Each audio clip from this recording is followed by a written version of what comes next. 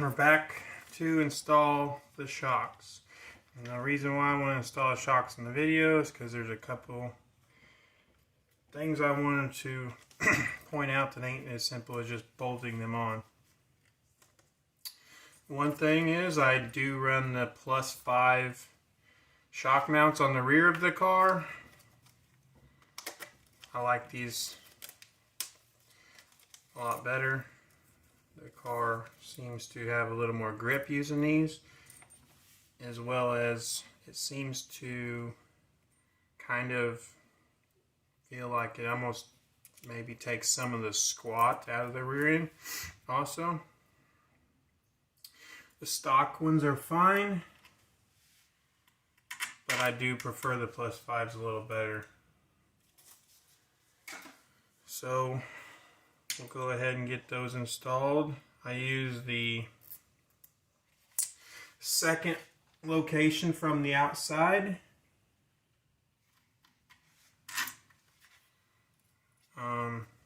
You do want to Loctite these.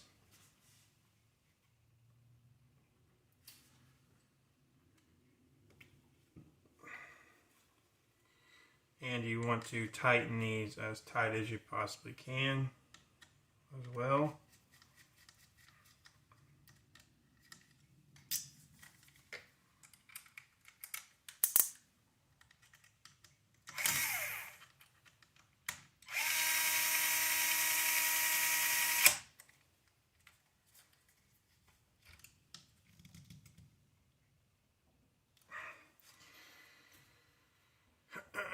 So that they don't come loose. Well, the last thing you want is for a shock bolt to come loose. As if it comes loose, you're pretty much guaranteed it's going to bend the shock screw. Or it could even end up being worse than that, if it ends up causing a DNF in any way. Okay, so then we'll get the front ones installed. I use the standard standoff for the front, and I use the middle location on the shock tower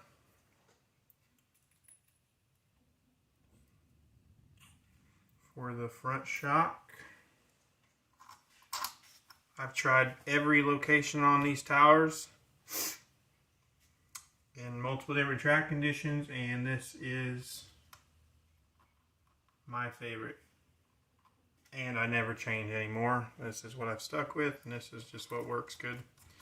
So that's all I run. Something works and it's good. It ain't fixed. It ain't broke. Don't fix it, right?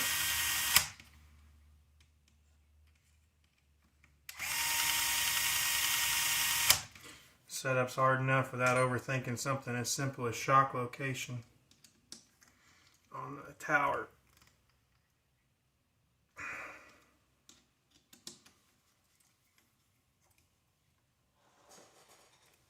Okay, those are locked down nice and tight.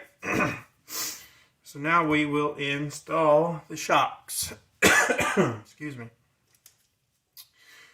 Before you even go to bolting on, what you want to do is you want to check the shock bushing on the standoff and make sure that it's nice and free, which that is super free.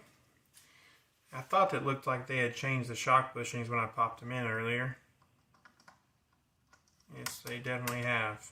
So before, our older shock bushings were super tight on here, and we actually had to ream these out some, but they have changed the shock bushings on the newest kits, so that right there is what you want. It's super free.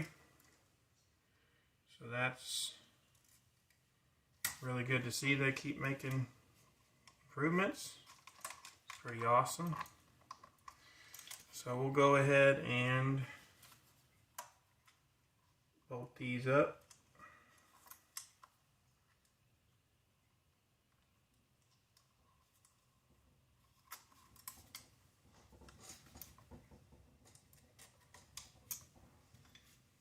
Reverse threaded screw goes on the right front, and the standard thread screw goes on the left front. That is so they do not back out during a run. I'm not sure what makes it back out or what not, whatever, but if you have a reverse thread screw left front, it will back out, and if you have a steering one on the right front, it will back out. You have them this way, you're good to go. So normally I would Loctite these nuts, and I would also normally trim them shock screws down so they don't stick out and hurt my pit guy's hand, but I'll pull those back off later, not on video, and I'll trim those another time. I'm just going to go ahead and bolt these up right now. There's the front shocks. Just quickly go ahead and show you how I set Droop real quick. I just got this nice Droop gauge from VRP, and I just put it on the nut, and then you take to the center of the screw and you look at the number it shows, and that is that. I run 104 millimeters of front Droop using this carbon tower.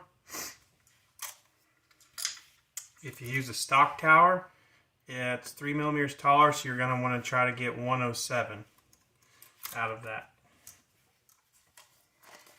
So we'll go ahead and bolt the rear shocks on. Same thing, we'll check that. It's good.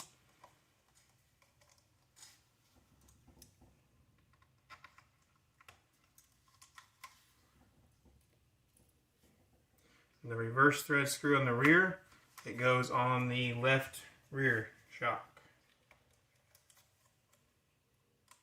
So opposite of the front, it goes on the left side on the rear and right side of the front.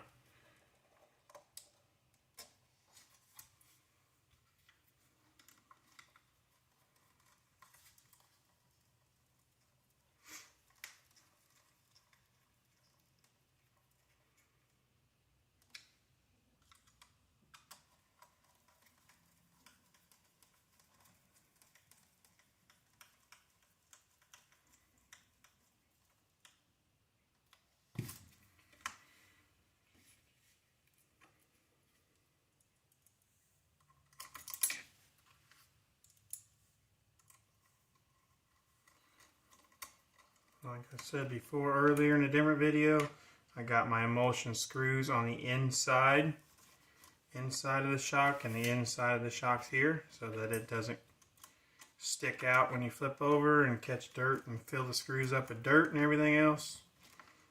So there's that. And then on the rear shock, same thing with the Droop. Check the Droop, and I run 124 on the rear Droop with the carbon tower. And another thing to consider on the rear is the rear hub height.